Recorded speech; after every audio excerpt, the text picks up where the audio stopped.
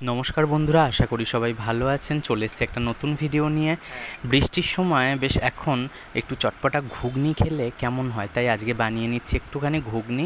এখানে আমি ছোলা আর মটর দুটোই মিশিয়ে একটু সিটি দিয়ে নিয়েছি, ভালো করে সেদ্ধ করে নিয়েছি। কড়াইয়ে দিয়ে দিয়েছি সর্ষের তেল পরিমাণ মতো, দিয়ে তেজপাতা আর শুকনো লঙ্কা ফোড়ন দিয়ে দিলাম। দিয়ে তারপর এখানে দুটো বড় সাইজের পেঁয়াজ ছোট ছোট করে কুচিয়ে আগে ভেজে নেব পেঁয়াজটা ভালো করে।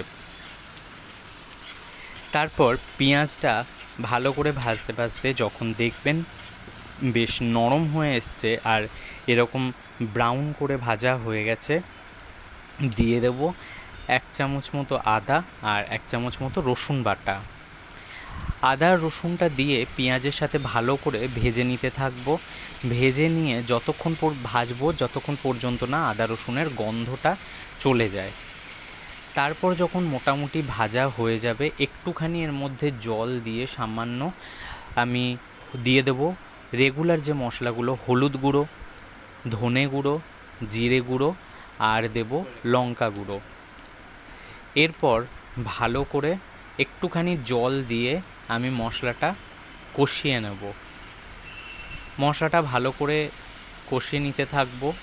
আমি এই ঘুগনিটাতে কোনো আলু দিইনি, কারণ অনেক সময় আলু ছাড়া এমনি মটরের ঘুগনিও ভালো লাগে। আমি এতে একটু ছোলাও দিয়েছি, বেশ ছোলা মটর মিশিয়ে ঘুগনি বানিয়ে দেখবেন, খেতে বেশ ভালোই লাগে। এরপর আমার মশলাটা মোটামুটি কষা হয়ে এসছে। আমি এরপর এখানে 4টে কাঁচা লঙ্কা একটু ভেঙে দিয়ে দেবো। একটু বেশ ঝাল ঝাল চটপটা হলে খেতে ভালোই লাগে। বাইরে বেশ বৃষ্টির আমেজ, আর যদি দোকানের মতো বেশ স্টাইলের একটু ঘুগনি হয় জমে যাবে একেবারে। এরপর দিয়ে দিচ্ছি একটু কিষানের টমেটো সস। আপনারা টমেটো ইউজ করতে পারেন, আমার কাছে টমেটোটা ছিল না তাই আমি একটু সস দিচ্ছি, তবে সসটা দিলেই খেতে বেশি ভালো হয়।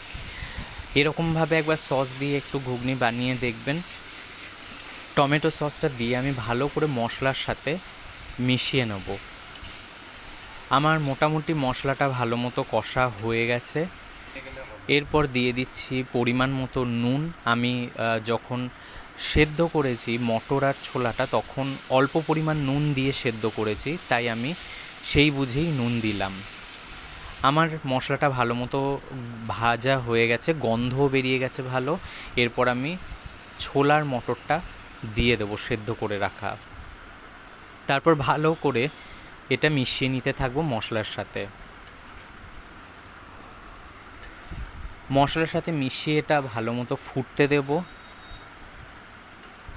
এটা কখনো আপনারা এমনি রাত্রিরে রুটি দিয়েও খেতে পারেন। আমার এটা বেশ ভালোই ফুট উঠে গেছে। এরপর আমি বাটিতে, যেটা সাধারণত দোকানে দেয় শেষে, সেটা হচ্ছে একটু তেঁতুল গোলা জল দেয়, যেটাতে একটা চটপটা খেতে হয়। আমি এই তেঁতুল গোলা জলটা এই সময় মানে ঘুগনিটা তৈরি করার সময় দিয়ে দিচ্ছি। আমি এই তেঁতুল গোলা জলটা দিয়ে দিলাম।